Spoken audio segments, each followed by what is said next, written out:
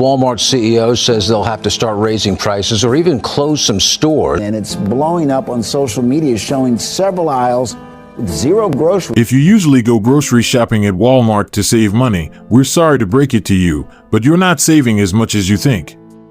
By now, you probably already noticed that grocery prices are on the rise in each and every store, but a new report reveals that that's especially true at Walmart.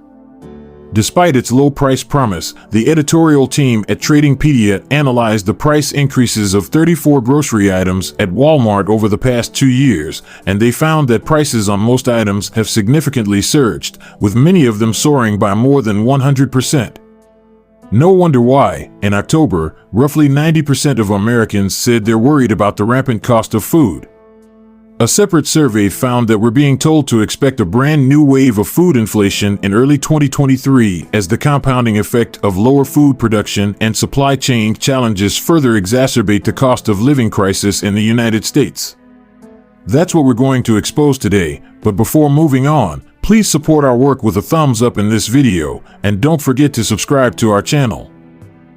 Food prices in the US are going through the roof.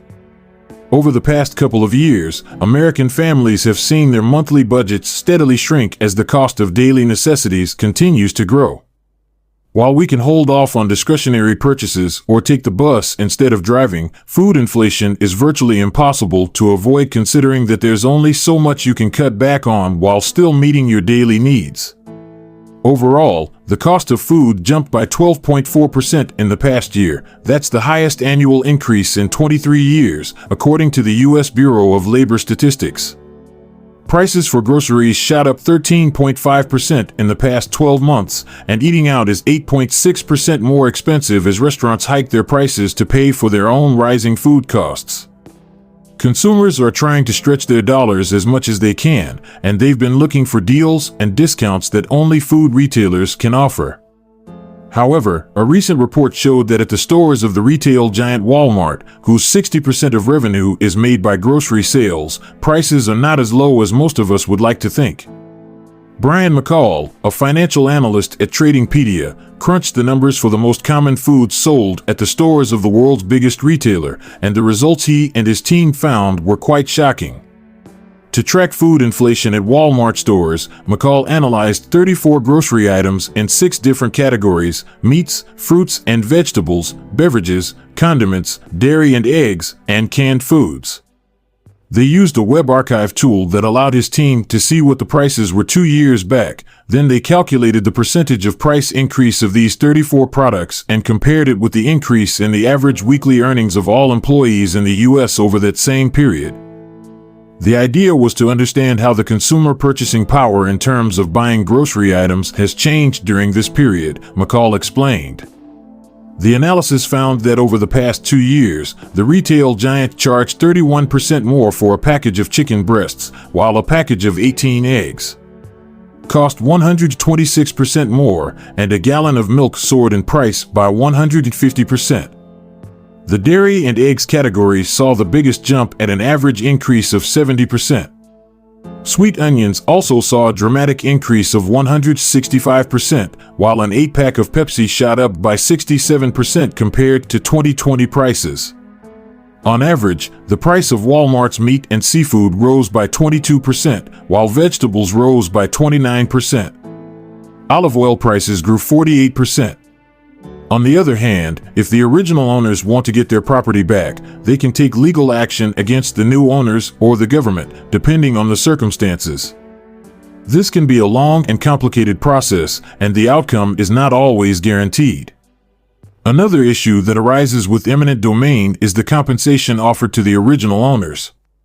The government is required to provide just compensation for any property taken through eminent domain, but what constitutes just compensation can be a matter of interpretation. Some argue that the compensation should be equal to the fair market value of the property, while others believe that it should include additional costs such as relocation expenses and the value of sentimental attachment to the property. Moreover, eminent domain can have negative consequences for communities. For example, if a government agency decides to build a highway through a residential neighborhood, many families may be forced to move, disrupting the social fabric of the community.